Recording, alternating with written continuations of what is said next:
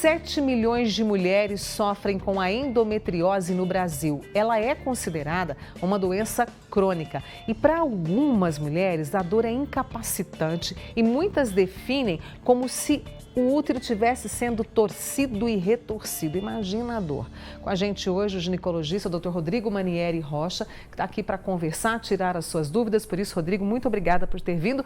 A gente está no Março Amarelo, né, que levanta essa questão. E o que a gente tem hoje de novo, digamos, em termos de diagnóstico e de tratamento também? Obrigado, Mônica, pela oportunidade no Março Amarelo para a gente falar da endometriose. E assim, uma das circunstâncias que a gente viu de um maior avanço nos últimos tempos foi a substituição do diagnóstico que antigamente era feito só com biópsia, né, através de uma cirurgia. Hoje a gente consegue, com uma segurança muito grande, fazer esse diagnóstico através do ultrassom, né? Só para orientar as pessoas, né, não basta qualquer ultrassom, né? O profissional que faz o exame precisa estar muito bem treinado, capacitado para poder ver, porque não é tão simples assim. Mas para as pessoas, né, agora, para a pessoa que tem endometriose, isso ficou disponível. Então, ela não precisa mais passar por uma cirurgia, por exemplo, só para saber se tem a doença. E com isso, com esse tipo de avaliação com ultrassom, a gente conseguiu fazer um planejamento a respeito do tratamento da pessoa muito melhor do que o que era feito no passado. Então, muitas vezes a pessoa tinha que passar por muitas cirurgias, né, várias cirurgias, onde não se identificava, às vezes, né, a doença no intestino ou na bexiga. Ela tinha que voltar para o centro cirúrgico para fazer uma nova cirurgia para retirar as lesões da endometriose. Hoje em dia, isso a gente consegue eliminar, porque a gente descobre a doença com o ultrassom, mapeia ela com o ultrassom, sabe exatamente quais são as regiões e os órgãos que estão afetados e, através de um conjunto de disciplinas, né, juntando os médicos, né, que trabalham junto com o intestino, os urologistas também na bexiga, a gente consegue fazer um tratamento em conjunto e com geralmente um procedimento só, quando aquele caso precisa de cirurgia, né? E a gente sabe que a cirurgia ocupa um papel importante no tratamento dessas mulheres, mas o ideal é que a gente faça uma cirurgia única na vida dela e isso melhora demais, né, a maneira como a doença vai se comportar ao longo dos anos, fazendo com que essa consequência da doença crônica já seja bem menor do que o que seria se o tratamento não fosse feito dessa maneira. E o tratamento é individualizado para cada mulher?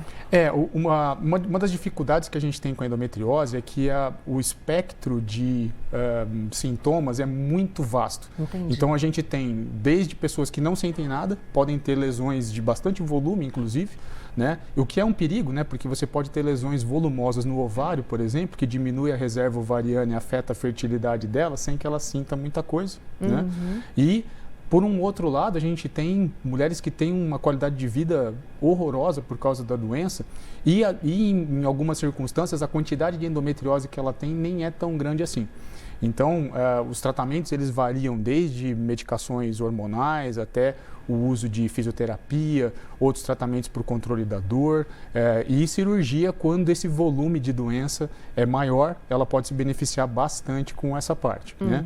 E conhecer sobre a endometriose também tem um papel muito importante nessa questão do planejamento reprodutivo, né? Porque as mulheres com endometriose têm mais risco de terem dificuldades para engravidar e isso muda a maneira como ela deve planejar, né, o futuro reprodutivo dela e as famílias, né, a depender de quantos filhos ela quer ter, de que momento que isso deve ser feito.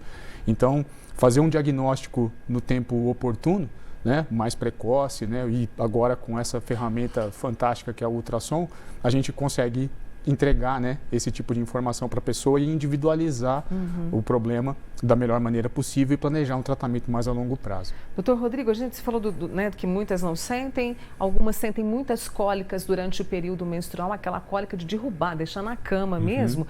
E aí eu queria confirmar esse sintoma e a minha amiga Márcia lá de Tuiutaba, ela falou que sente muita dor abdominal, tem um inchaço na barriga e é uma dor que vai até as costas. Bom, ela já tem 2 filhos e fez a laqueadura. Pode ser endometriose? Ainda assim Ainda pode assim ser. pode ser? Lembra que a gente estava conversando que o espectro da doença é bem vasto. Então, nem toda mulher que tem endometriose vai ter dificuldade para engravidar, ainda mais se ela começa a tentar engravidar um pouco mais cedo, um pouco mais jovem. Né? A gente, em termos de estatística, em torno de 70%, 75% das mulheres vão acabar engravidando espontaneamente, mesmo com endometriose. Então, ter endometriose não significa infertilidade, mas aumenta o risco para ter dificuldade de ter filho. Se a gente for pensar nos sintomas, os dois sintomas mais importantes que estão mais associados à endometriose vão ser dor na menstruação, né? E dor na atividade sexual. Então, essas duas coisas juntas, né, elas têm uma chance da pessoa ter endometriose bastante grande. Dificuldade para evacuar, problemas intestinais de uma maneira geral, constipação excessiva, diarreia excessiva, troca entre diarreia e constipação, sensação de gases, inchaço abdominal, sintomas urinários, né, dificuldade para urinar, ardência para urinar, muitos episódios para urinar durante o dia ou durante a noite. Tudo isso também pode fazer parte do espectro, né, da endometriose. E como a endometriose ela causa uma inflamação nos nervos da pelve, nem sempre aonde a lesão está, ela vai causar um sintoma específico. Ela pode alterar, né, essa percepção dos nervos. Então, às vezes a pessoa tem uma lesão no intestino, por exemplo, mas tem sintoma urinário. E o inverso pode acontecer.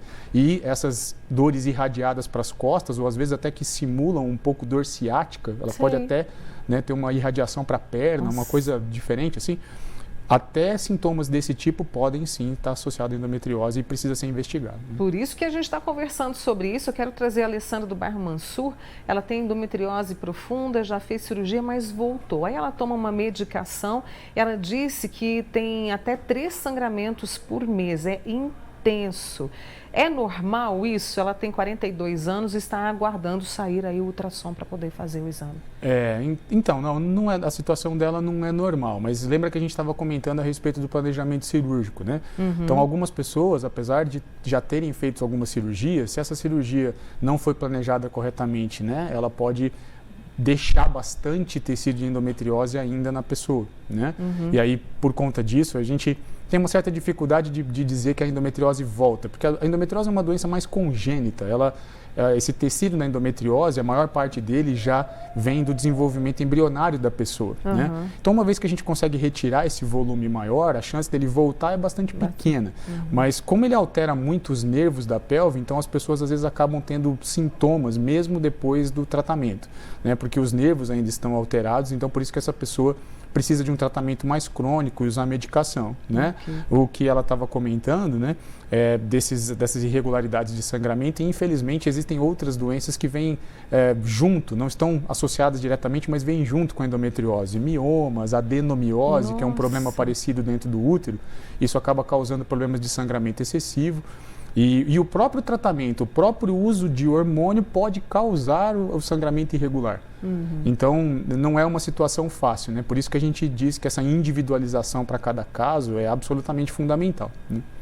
Rapidamente, até para a Ana aqui de Uberlândia, por exemplo, DIU, implante hormonal, isso pode ajudar? Todos os tratamentos hormonais podem ajudar. Né? Essas mulheres têm muita dor, elas têm uma certa contraindicação para o DIU de cobre, né? Aquele DIU sem hormônio, porque elas podem ter um aumento significativo da dor. Agora, o DIU com hormônio pode sim ser utilizado, o implante com hormônio pode sim ser utilizado. Né? Hoje em dia, no Brasil, a gente só tem um tipo de implante de hormônio autorizado, né? Que é um anticoncepcional, né? Mas pode ser utilizado sim.